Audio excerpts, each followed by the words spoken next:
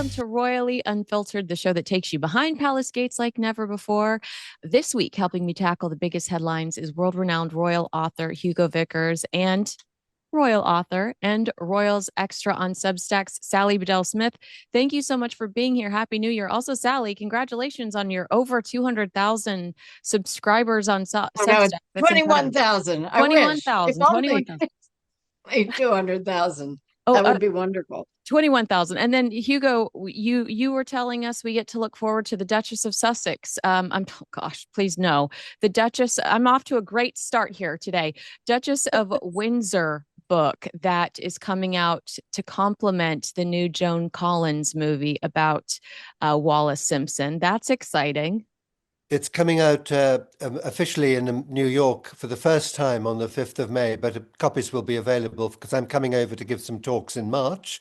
And then it comes out in England again on the 4th of June. And it's been a complete delight revising it slightly and getting it to publication. It's all gone swimmingly. And I can't wait for this story to be told because what was done to the Duchess of Windsor was beyond revolting by that lawyer, Metro Bloom. And that if this reaches a wider audience, I will be only too pleased.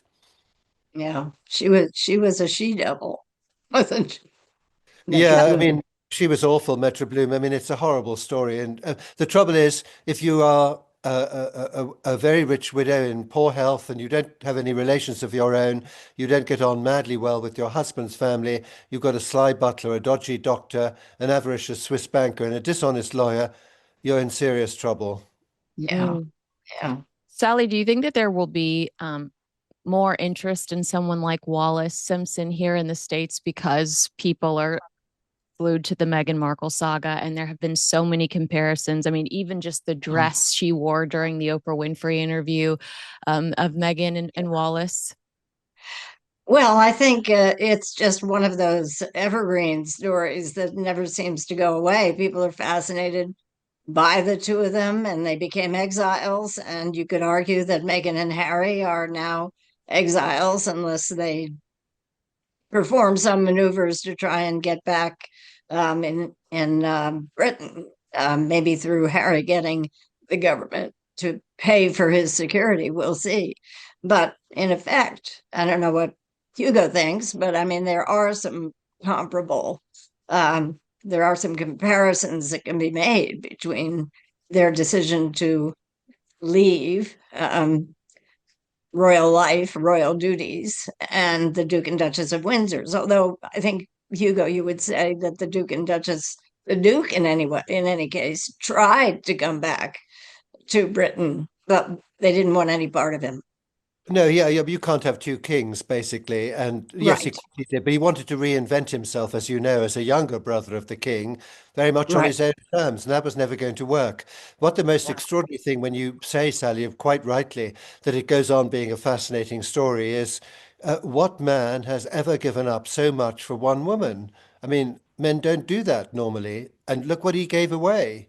He was ruling over two-thirds of the world's population, and he handed it all over on a plate to go off with this, actually, in my opinion, perfectly nice woman, but nothing particularly exceptional. I mean, it was extraordinary. And the only similarity I see between the Duke of Windsor and Prince Harry is that they both look miserable. I mean, I saw the Duke once, and he looked absolute. I've never seen such sad eyes on a man as I saw on him. And if you I think we've said this before probably, but if you take the what you think is the path of happiness instead of the path of duty, you usually seem to end up miserable. Would you agree? Yeah. You can really see it with Harry, and I think in both cases, and I would imagine you would agree, they were both attracted to very dominant women. You can just Yes. tell that Meghan is calling all the shots, and I think the Duchess of Windsor was a pretty controlling force in the Duke of Windsor's life. Well, up to a point. I mean, yeah. I think the thing is that I don't think she wanted she didn't want him to abdicate. I think it was great fun while he No. was king. And you can put any interpretation you like on her being his friend. I don't mind what conclusions you come to about that. But she certainly didn't want to be the wife of the exiled Duke of Windsor, looking after a man who had absolutely nothing to do and trying to do her best which she did, to feed him and keep him entertained for the next 35 years.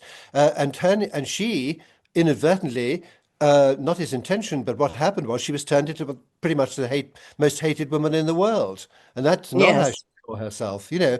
And she did look after him very well. I mean, many times the house in Paris, not when they were there, but afterwards, and saw the style and the way it was done, and all the pictures of Queen Mary all over the place, which are so interesting because Queen Mary had refused to meet her. And I mean, I don't know, you ladies, would you want to have your mother-in-law all over the house if she'd refused to receive you? You might push her into the drawer, but no, the Duchess thought he needs his mother.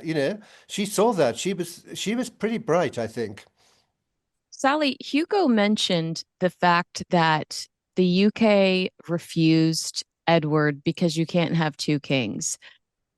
I do think that one of the reasons Harry is pushing so hard for this security, automatic security, so that he can create a rival court over there, so that he can hop over there, play with balloon animals, and then come back to the States and continue to monetize that proximity to the British royal family. Anytime he's over there doing something royal, or at one of his old charities doing something similar to what he was doing 12, 13 years ago, in the mind of a regular viewer, perception is reality. He looks like a royal, and then he can come back home and use that for commercial reasons. Do you think that do you think if he does try to create this rival court in the UK, he would be rejected in a similar way? I'm not saying he's trying to be the next king or compete with a king and William, but it feels like he's trying to compete with William in a way. Well, I think everything that you just described, which I think is very accurate, is in direct defiance of the Sandringham Agreement, which was the Queen's adamant statement that you cannot be half in and half out. And if he wants to come to the United Kingdom and introduce his children to the cousins they've never known, and I don't think that'll happen because I feel that the break with William is irreparable. There were just too many hurtful things that Harry has said about not only his brother, but his father and his sister-in-law and his stepmother. And you can't take back those words. You can't unhear those words. And they were pretty deep wounds. And I think at this stage of the game, William is focused on his duties, on getting himself ready to be king. And the same goes for Kate. And so I don't, I think there was a recent piece about Kate, and basically it said that they just don't want to have to worry about that. They have other more important things. And more recently, I think it might be a step toward reconciliation, but Harry can't even bring himself to apologize, which, he said already, well, I forgive them. What, forgive them for what?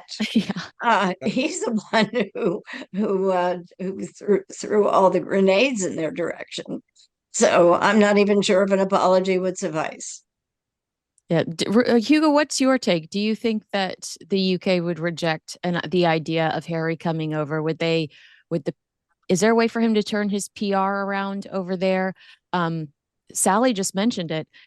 The, it would make a huge difference if he'd bring the children over to see the king. And he hints at that during the BBC interview. I can't bring my wife and children over. It's not dangerous. I don't suspect we're going to see that anytime soon. If he just comes over and is, collecting a paycheck or is trying to play faux royal, I think that media wise, he'll be roasted. Well, I think there's two things here. There's the personal reconciliation between possibly his father and maybe the king maybe meets the grandchildren or something. But there's absolutely no hope or wish on anyone's part, probably not even on Prince Harry's part, to be honest, for him to come and take on any royal duties or fake royal duties or anything. Because the thing is that even when he comes over at the moment, it's a complete distraction. It's always like, what's William doing? What's Harry doing? Is Harry doing something to compete with William? I mean, the royal family are there to serve the United Kingdom and the Commonwealth, and that's what they do, not serving themselves, and he would just be counterproductive. So there's absolutely, no way that he can come back and do that. On the other hand, as I say, if it's a question of perhaps meeting his father and trying to smooth his reconciliation between them. Well, his father is old and as we know, has said that he doesn't want his last years to be made miserable. And find the whole situation's made him miserable. If anything can be done to alleviate that, good, but not taking on royal duties, no. And so that's Hugo saying Project Thaw is a no go. A proper New Year reset isn't about extremes, it's about showing up as your best self every day. Beam is a company proudly founded in America, run by people who share our values, and they've built products that help you keep the promises you make to yourself, the promises that actually matter.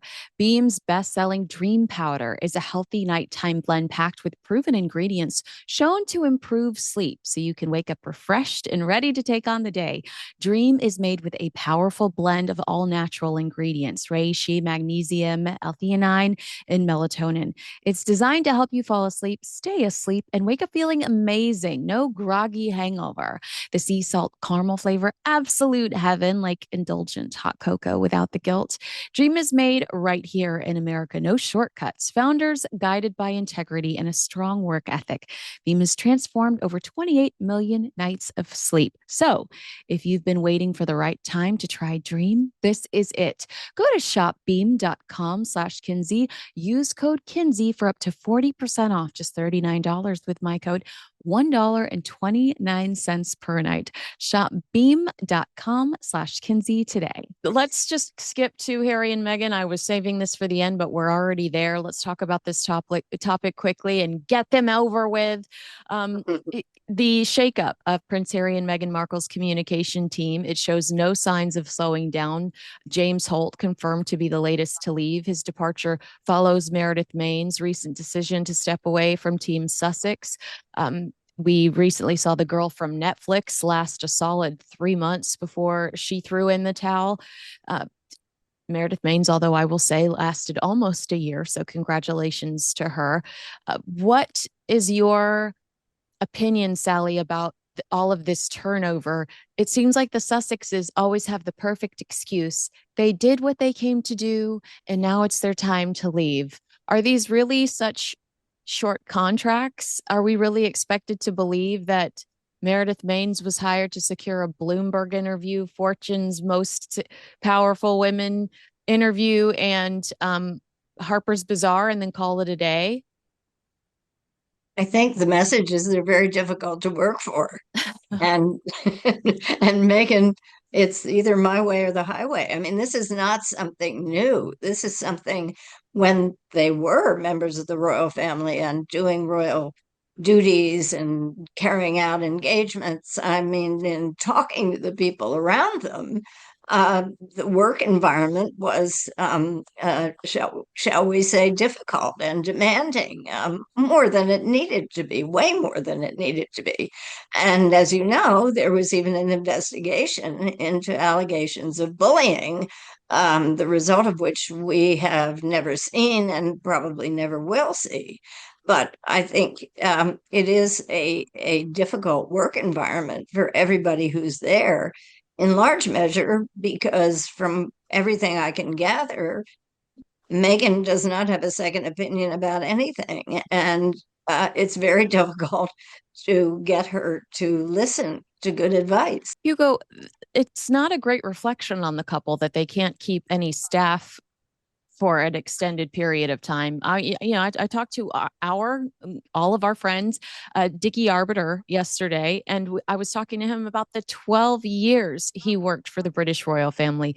Usually, and we even saw this in some cases with Harry and Meghan, we saw an employee retire. Everybody say, not necessarily retire, but she had to go. She wanted to spend more time with her family. And then she slid over secretly, quietly, and went right back to work with William and Catherine. She just wanted to get out from under Harry and Meghan.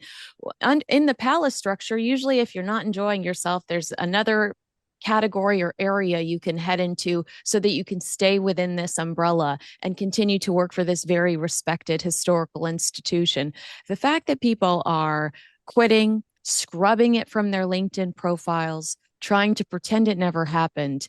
That is a very poor reflection on Harry and Meghan professionally.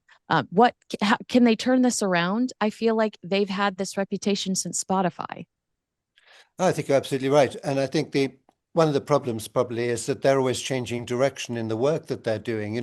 They have all these plans and one thing goes wrong and another thing. It must be very hard to keep up with if you're trying to work with them because they're always singing from a different hymn sheet. And that's very tricky. But yeah, as you were saying that, I was just thinking about, our royal family. I mean, Prince Philip, he had his private secretary, Sir Brian McGrath, worked for him for years and years and years.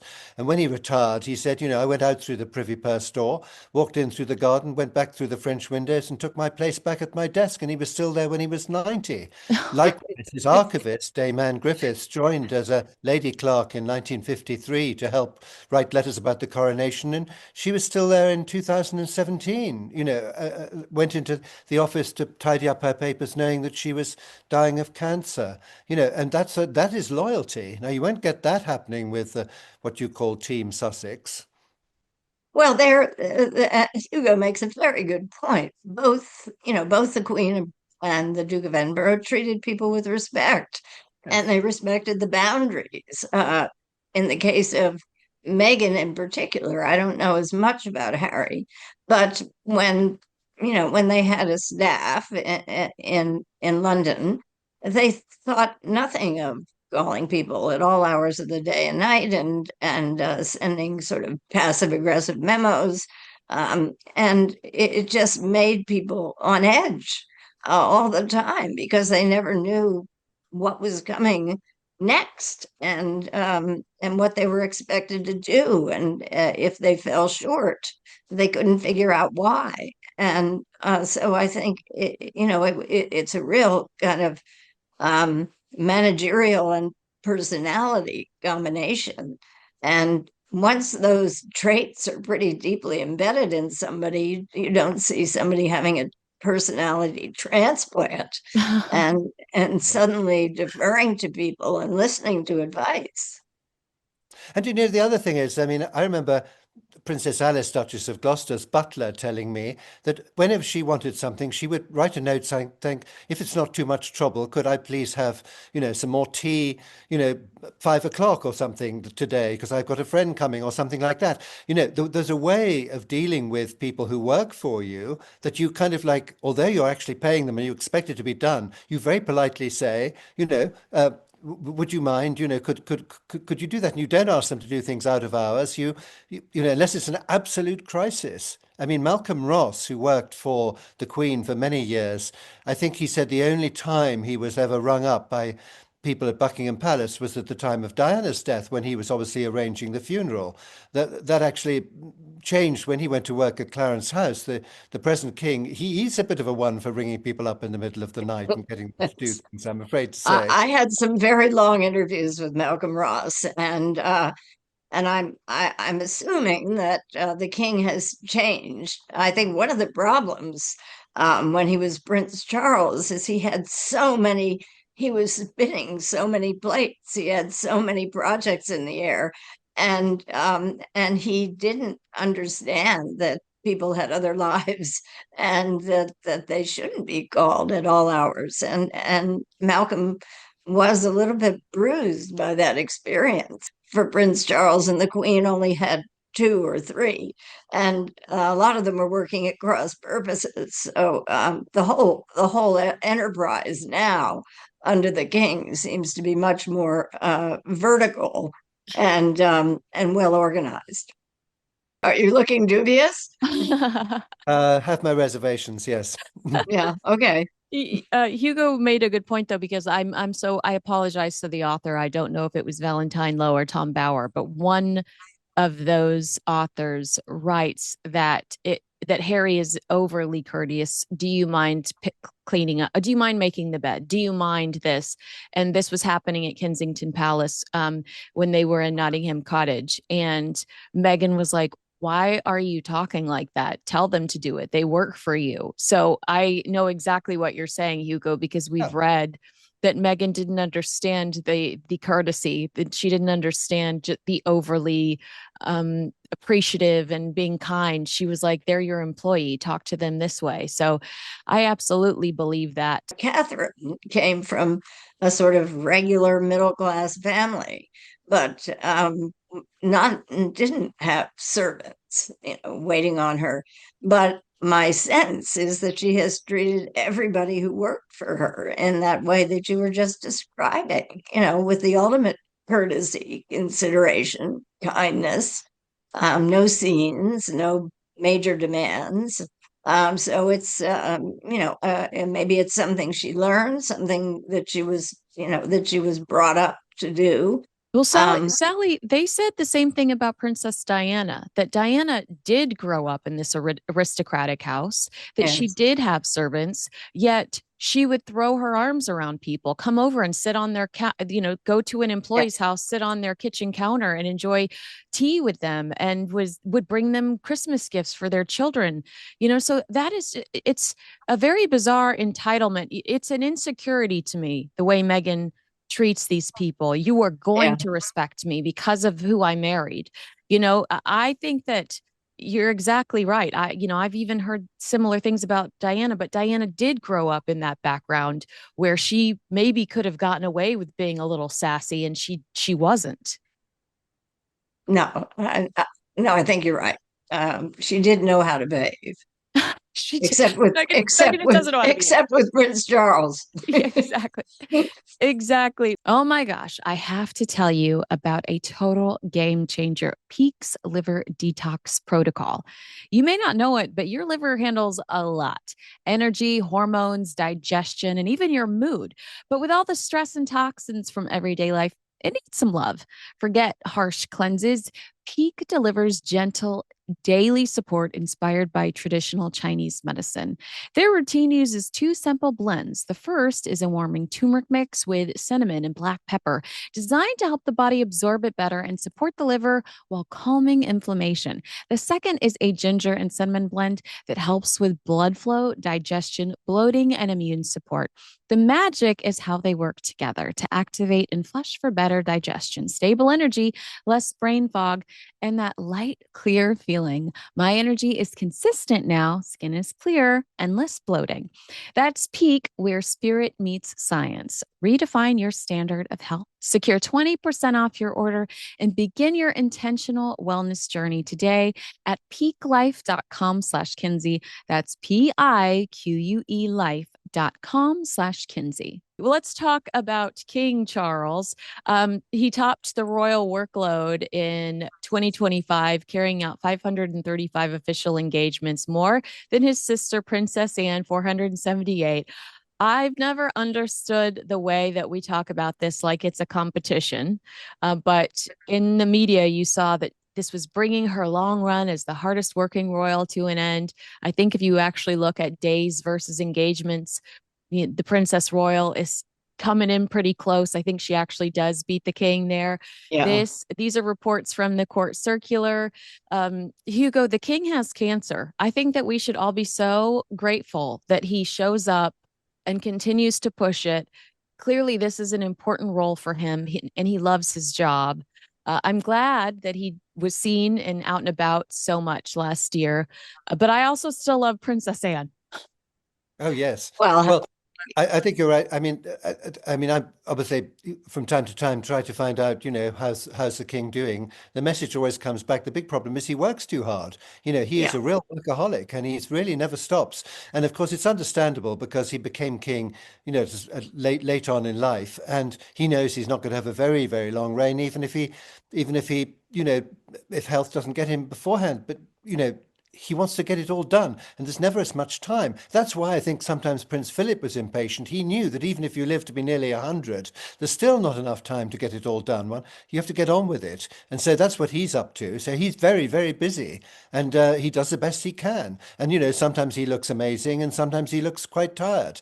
So full credit to him for perseverance. And I'm sure the lesson he has in front of him is his grandmother, the Queen Mother, who at the age of 100, with a temperature of 100, would not let people down. That was no. the yardstick. I have to say, this is not something new. I'll read you something which which has relevance here. in 2013 in Sri Lanka, or actually in India before he went to Sri Lanka, he turned 65. And Camilla gave an interview, a spontaneous interview, which was highly unusual. And she said, I mean, she was pretty hilarious about it. She said, he never ever stops working. He's exhausting. I'm hopping up and down and saying, darling, do you think we could have a bit of peace and quiet? Enjoy ourselves. But he always has to finish something. And then 2 years later, when I was in Malta, and he ran into a woman he hadn't seen since 1968, and she said, I'm 91. And he said, I'm nearly 70, but don't ever stop working. Don't stop. And Well, that really has been his MO for all these years. And I think the big challenge right now is this impulse to work. Sometimes after dinner, he would go to his study and work until 1 in the morning, and he would be writing his memos and letters. And so, what they've the big the big effort since he was diagnosed with cancer has been to build some guardrails around him and to assign Camilla as the chief enforcer.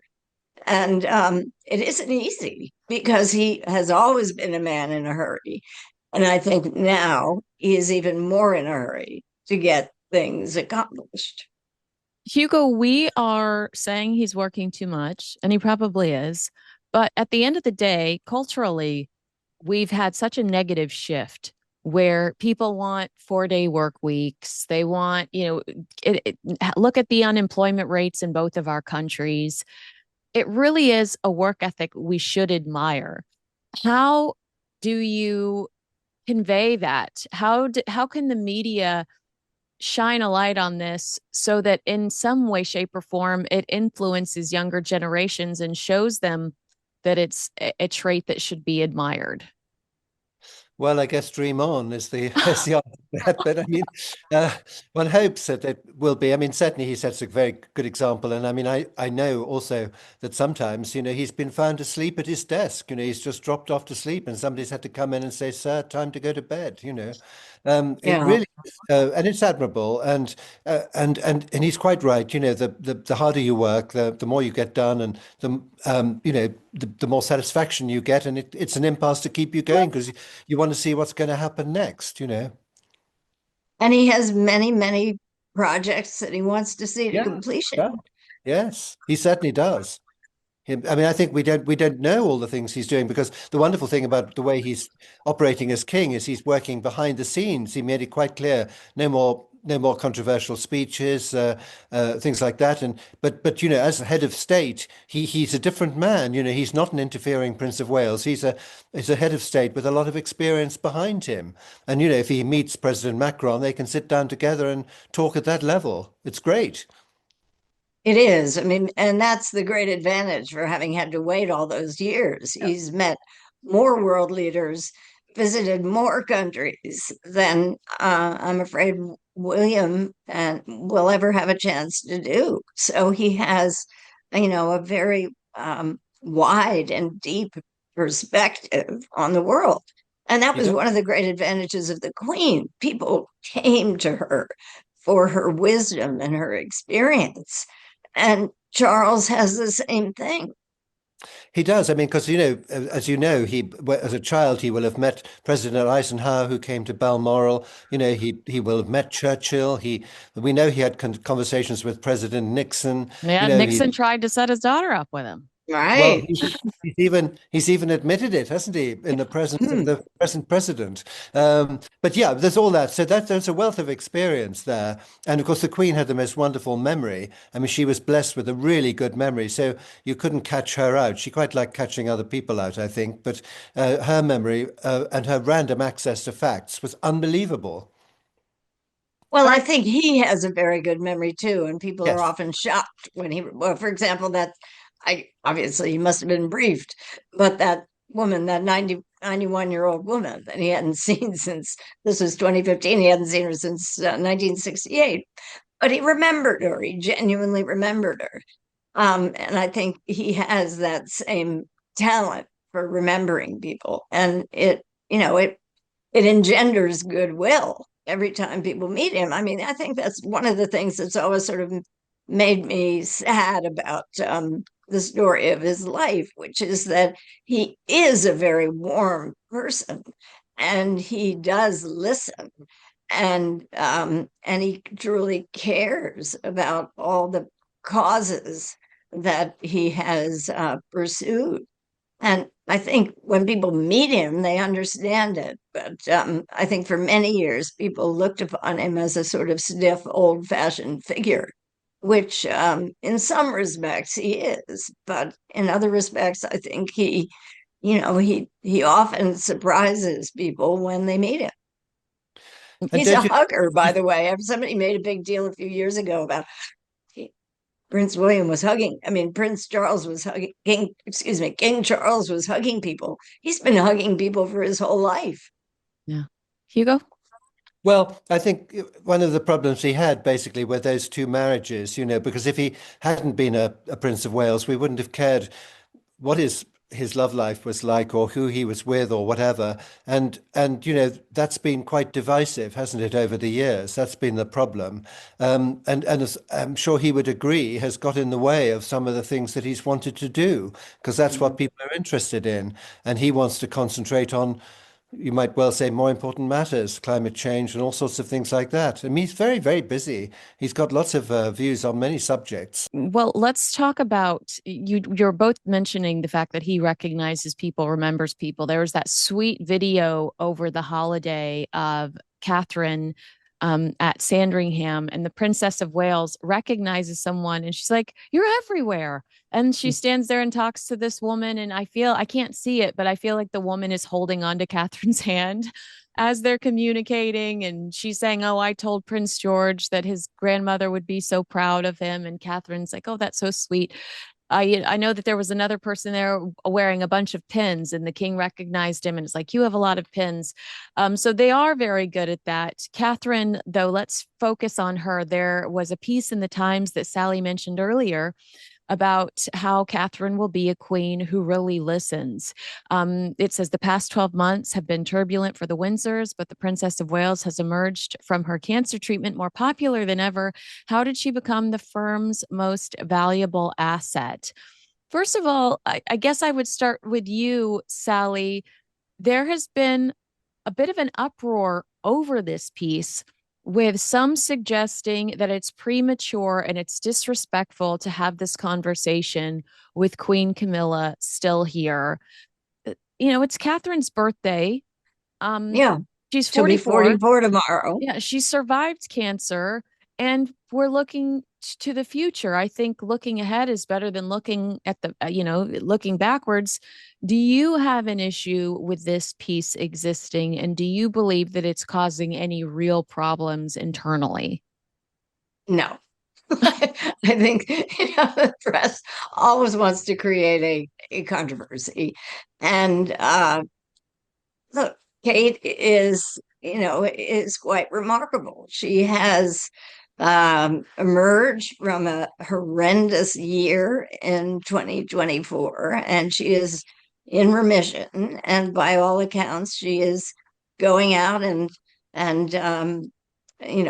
doing her public engagements. I thought it was really telling that today William was scheduled to visit a hospital in London, and Kate, just unexpectedly showed up. And there was a moment where they were talking to a volunteer who worked with cancer patients, and she was saying how important it is for those who are helping people with cancer to sit with them and comfort them.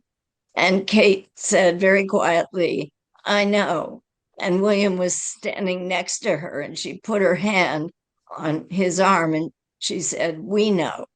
And as I read that, I thought of all the people in her family, of William, her mother, her father, and all the people who had supported her through what we now know was a pretty grueling um, regimen of chemotherapy. And what it said to me is that she is, I hate the word authentic, Meghan's but that ruined it. Meghan has ruined it, I'm afraid.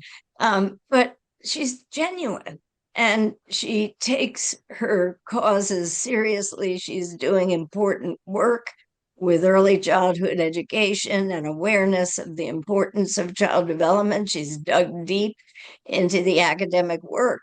And people are really beginning to admire and respect her for that, even though she only did 68 royal engagements last year. I don't think that is necessarily a reflection of the kind of work that she is doing. And it's, it is forward facing, as they say. That being said, and I want to let Hugo come in here, but I wouldn't discount the Queen Camilla because I think she equally listens to people and commits herself to very important causes, battered women, victims of rape, as well as, really uplifting enterprises like her Queen's Reading Room and her dedication to children's literacy. So I think Camilla has nothing to be embarrassed about when it comes to listening to people. So I think that's a bit of a false, not a equivalency, but a false distinction that probably doesn't hold up. Yeah, no, I agree with you entirely. But I also think, of course, one of the most important things she's doing is bringing up those three children. And if Yes. ever people say, "Oh, they don't do enough," they're doing a lot. I mean, they do the school runs. They're very hands-on. They don't have a lot of people helping them, and the results will be very important, I think. I mean, Queen Elizabeth II had 10 years of really blissful childhood before the gravitas descended on her and she realized what was in store for her. I'm sure that served her extremely well. And with these children, also, as she said in that famous interview, it had been challenging to explain what was going on, that they, I suppose, potentially could have lost their mother. That's a big thing to live with. And so I'm entirely supportive of all they're doing with their children, going to the school matches and spending time with them. And the results, I think we would all agree, are pretty spectacular. They're wonderful children growing up in a lovely way. And Hugo, a recent YouGov poll showed that Catherine is the most popular member of the royal family currently. 68% had a positive view of her, and she dethroned Prince William. Now, I hate to bring up the past, but these are the types of numbers I understand that would have annoyed a Prince Charles while he was married to a Princess Diana. It doesn't seem to be the same dynamic with William and Catherine. He seems to No. really love seeing his wife shine. Do you agree? Yes, I do. I think that's absolutely right. And I always thought it was a pity, in a way, that Prince Charles didn't take that stance as well. But well, as we know, he didn't. And well, you know what followed. But anyway, no, I think that they are a very supportive couple, and you see them out and about together. Occasionally, been lucky to see them behind the scenes, and he's just as supportive of her when the cameras aren't on him as when they are on him. So yeah, it's a great marriage. I agree. I mean, it couldn't be more different from Charles and Diana, who were a misalliance from the beginning and didn't understand each other, didn't have the same interests. And you have Kate and William, who were together for 8 years before they got married. She was very aware of what she was going to, the world she was going to enter. Um, and and they are very devoted to each other. And as Hugo pointed out, devoted to raising a family and balancing that. And if it means fewer, you know, uh, philanthropies that they support, fewer patronages. What matters is that they're carrying out their duties in a substantive way, and at the same time, they're bringing up three children, particularly George, who is they're beginning to bring out more in public at a later age, actually, than his grandmother, and William too, although I think William's upbringing was so um, it was made so troublesome by the friction between his parents. But I think these three children have the great advantage of parents with a good marriage and with grandparents, particularly hers, who live nearby and have the time, her parents, to devote to those children. And so it's a much more sort of normal, almost, I would say, non-royal life compared to previous generations. Hugo, I think I'm going to wrap unless you have anything to add to that. No, I agree with that. I mean, I think it's wonderful, and I think that the children do come out and do their bit, and they always well they um, people just go ooh whenever they see them, frankly, and they entertain to some extent. I mean, I think the press likes to paint Prince Louis as a scamp, but I think he's very perceptive. That takeoff of his brother was highly intelligent, I thought. So I think there's a lot going on there, and I think they are the great hope of the future. So we're very lucky to have them, and being brought up in a loving home. Absolutely. I love that family. And it's so I was a little disappointed to open up the internet today and see everybody talking about what Catherine wore to the NHS, especially listening to Sally retell the story of what she said. You know, it's unfortunate that we're talking about her outfit instead of her words and instead of the impact she's making on some of these people. But she tried to stop it last year, and Yeah.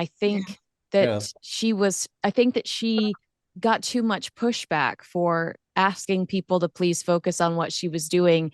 I just think maybe Sally agree with me or disagree with me. I just think she wants to be seen as more than an influencer now that Meghan Markle has basically made influencing her career path here in the States. Catherine is saying, no, I don't want to be in that category. No, absolutely not. She does not want to be a celebrity influencer. That we can be certain of. And she has a lot of work to do in her designated charities. And this has been pretty consistent from the very beginning when they set up their foundation.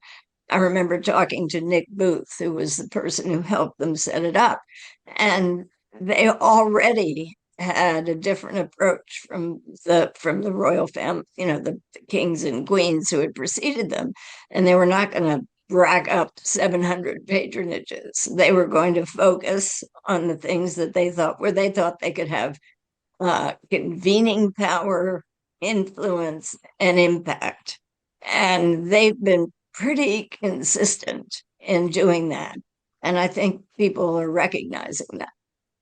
Yeah. Hugo, the Sussexes could, to your point earlier, how they're all over the place, they could have learned a few things from the Wales family. Find what you're good at, find where you can actually find a space where you can actually have authority and put all of your energy there versus I'm a lifestyle expert. I'm an expert on keeping children. I'm an expert on online bullying, which is a little ironic when you're accused of being a bully. I'm, a podcaster. I am a producer. I mean, you're right. If I were employed by them, I would either need a raise or I would need therapy more than once a week because you're all over the place. Yes. Well, I mean, the word that you kept using was I, and that's very significant, But I mean, it is a problem, of course, which you two ladies will understand. I mean, even Margaret Thatcher, I remember her press secretary, Bernard Ingham, saying that a male politician doesn't have to, he just puts on a suit and a tie, doesn't really have to worry about it. But Margaret Thatcher had to think very carefully about her hair and getting her whatever outfit she was going to wear because people were going to look at it, even if they're going to listen to what she's saying and what she did. It is a factor that women have, which men by and large don't have. Yeah. Would you? No, and as you know, Hugo, the Queen was very mindful of how she dressed, and uh, and even to the point of when she was out riding with her trainer, Ian Balding, and he said, "Ma'am, I can't understand why you never wear a helmet, why you only wear a scarf." And she said, "But you don't understand. I have to go and do some, have an engagement after this, and I have to have my hair done, and I can't wear a helmet. I can't have helmet um, hair. Exactly. But she really was very attuned to the impact of what every outfit she wore would have on people. And, famously said, I have to be seen to be believed, which is one reason why she wore all those bright colors. That I think maybe because she had such a consistent style, and it didn't really vary that much depending on which designer she used. But Kate, it's a different world, and people are very mindful of all the different designers she's been using. And I don't know if she's given up on trying to discourage people from focusing on what she's wearing. And let's face it, she's a beautiful woman, and she wears clothes beautifully, Mm. and she can do a lot for British designers, both on high street and high couture. And she wants to do that as well. it's interesting, of course, again, that I remember Martin Charteris, the Queen's private secretary, saying that wait and see what happens when the Queen Mother dies. And the Queen's style did change somewhat then. She was beginning to wear rather brighter colours and things. And I remember once saying to somebody, do you mean to say we had to wait until the Queen Mother died for the Queen to start dressing really well? And that I can't remember who it was who said it to me. I don't think it was you, Sally. Somebody else said it to me. No, what you had to wait was for Hardy Amis to die. There's going to be a book about all that coming out in the spring. That'll be interesting. Oh, wow. I can't wait to read that. All right. Well, agree with us, disagree with us. Let us know in the comments below. Make sure you like, subscribe, and share this video with a friend. Hugo, follow him on Instagram so you can see the process of his Duchess of Windsor book coming out. So you can follow along. He's friends with Joan Collins now. Who knew? And Sally, make sure What that you fun. yeah, I know. Make sure you subscribe to Royals Extra on Substack so you can have Sally sent straight into your inbox. A happy new year to the both of you. And it was so wonderful to spend my first Royally Unfiltered with Sally Bedell Smith and Hugo Vickers. Thank you both for being here. Thank Thank you. you, Kinsey. It was a pleasure. Bye.